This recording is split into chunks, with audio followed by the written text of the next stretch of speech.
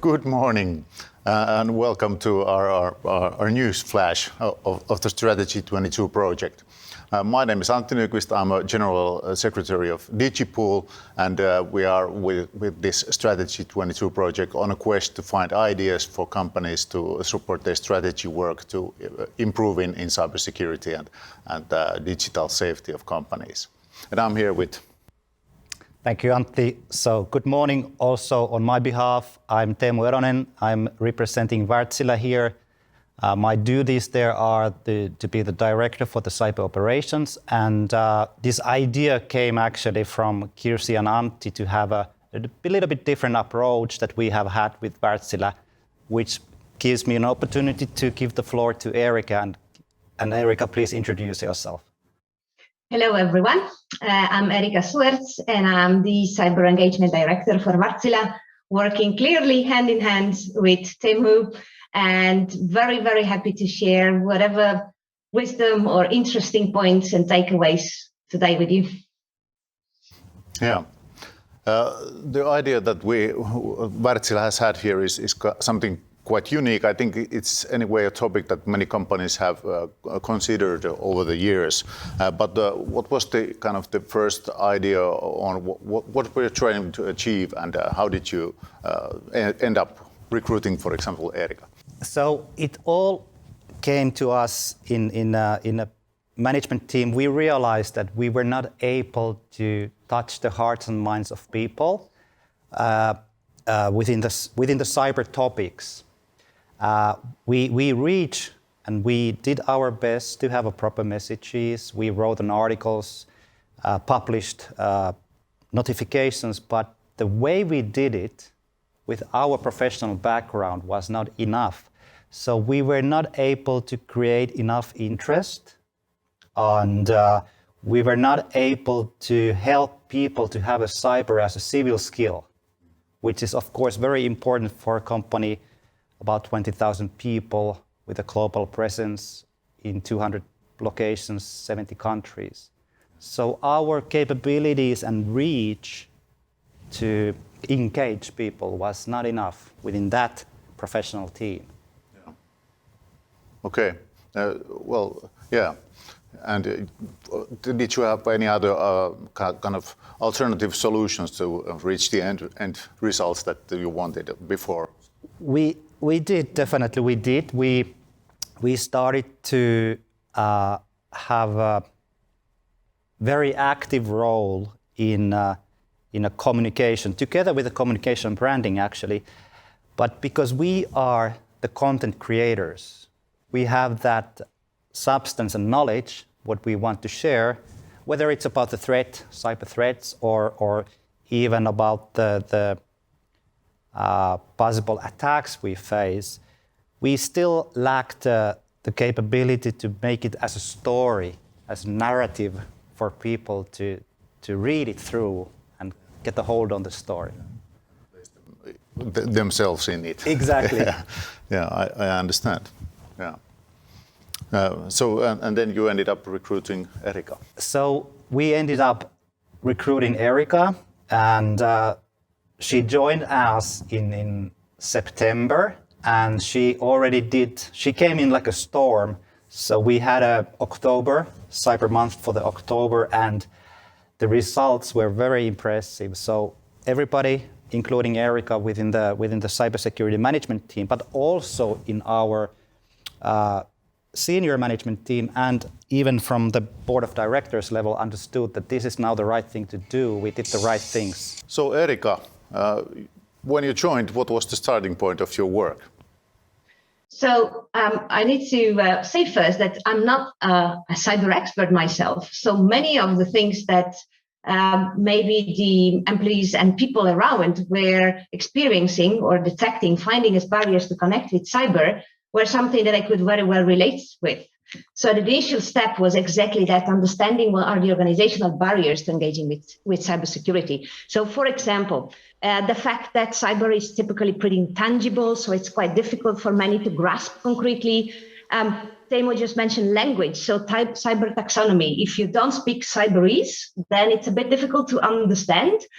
And there are some layers of mystification around the domain. There might be a lack of cyber business acumen, or this mindset of this is stuff for software geeks. So all of these barriers, I'm sure many non-cybers will recognize what I'm mentioning. So that's exactly the point of understanding where the mindset shift is needed, where the change of narrative is needed, and what different experience of cybersecurity people need to have. So that was really understanding the landscape was the starting point. Yeah. So it's overall a cultural issue, as I understand. It is a change process and it's got so much to do with the culture change, absolutely. Okay. Well, how did you initiate this change in the company? Yep. So as you say, it's a change. So we needed, first of all, a to be, so a vision, a destination, where what we want to achieve. And it's interesting because this is rather a continuous maturity journey. So you can see that your direction is a fundamental shift where cybersecurity becomes a shared collective responsibility in the end. So you can look at this, if you like, from three perspectives. First of all, we are all people, we're all individuals, right? And so that is the switch between getting your basic knowledge in place, that progressively look at cyber as a civic capability. Teemu mentioned a civic skill, so that we are not playing out of compliance, but we have got a clear understanding that each of us has cyber as a citizenship skill. But then many are also business leaders. So if you look at it from the business lens, then you don't look at cyber anymore as a business afterthought, but you systematically evaluate that as a business risk. And then you look at it systematically as a forethought for business practice. And maybe then let's not forget we've got a word around us, or the market perspective, or ecosystem or value chain perspective, as you like to call it. So moving from a regulatory and standards push to actually leveraging cyber as a competitive advantage first, but then ultimately becoming as a key decision driver for a word in business. Mm. So the cultural change is on the way. How would you describe how far are you in the change? Yes. I think we have well initiated that, but I think I'd like to make a point there when you talk about culture. There's no one clear-cut recipe that works for every company, because you are very much working with your existing organizational culture. And that determines a lot of how your change efforts will be driven, how you're going to run your communication activities, the type of educational content that you create, the communities you launch. So I think that's an important point, contextualizing the approach that you need for this change within your organizational culture. I'll give you just a quick example. If your company functions as a learning organization, right, where people are curious, they go out and learn beyond what is needed for the specific job role, where you've got social learning, sharing knowledge is the norm, then you might look at the educational and the community levers to cyber up the organization. Those will work wonders. So contextualizing within the wider corporate culture is a fundamental point. Yeah. How about you, Teemu? How do you feel? How far are you in the process? Well, I think we took a major jump or leap to better direction after the September when Erika joined, because it also helped us in many ways to realize the things that she was mentioning. I would say we achieved within a very short period of time maybe half of what we were supposed to do within the previous 2 years' time. So that was something eye-opening experience to me, at least myself, because in operations, cyber operations, we face these things on a daily basis. We go through and analyze hundreds of cyber incidents within the week's time frame, and suddenly we started to see a shift in a way.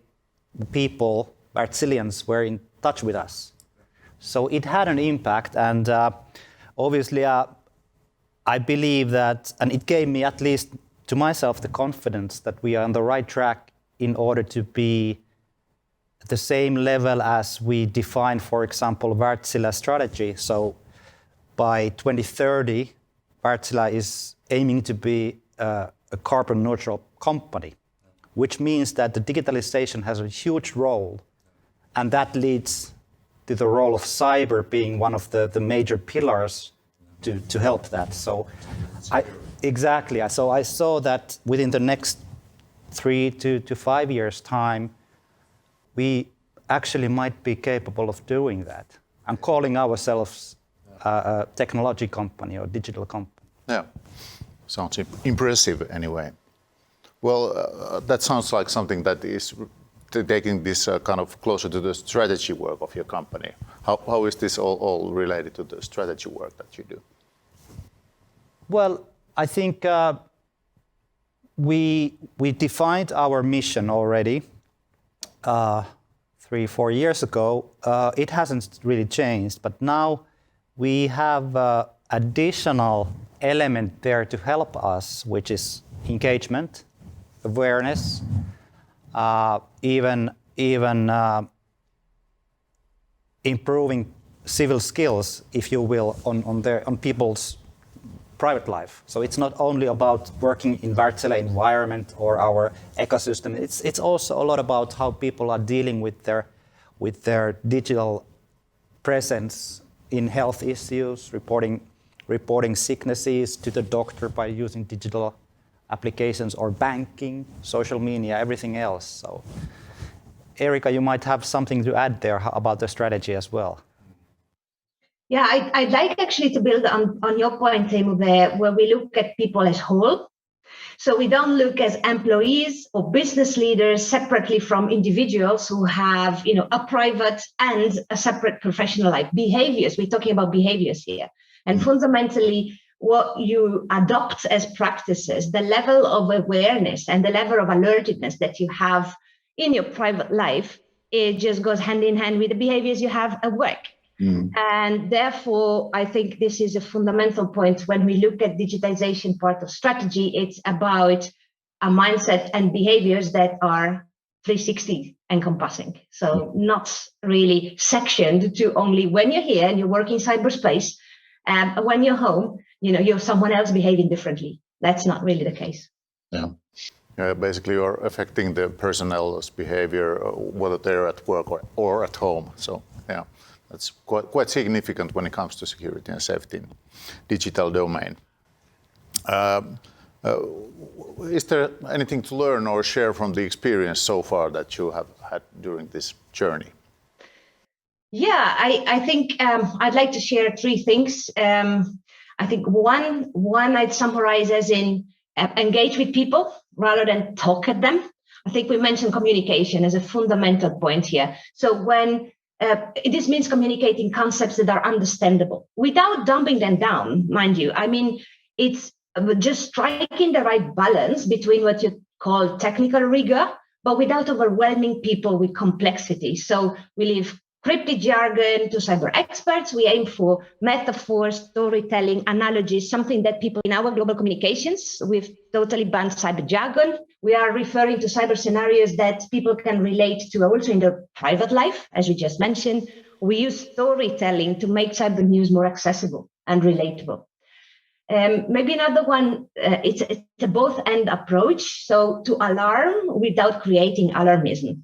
So, we want to clarify cyber carries real risks, real consequences for real people and businesses, right?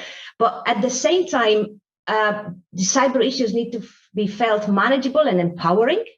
So I can do something to tackle this. It's a both end in that sense. We make the stakes clear, but cybersecurity is a both risk and opportunity domain.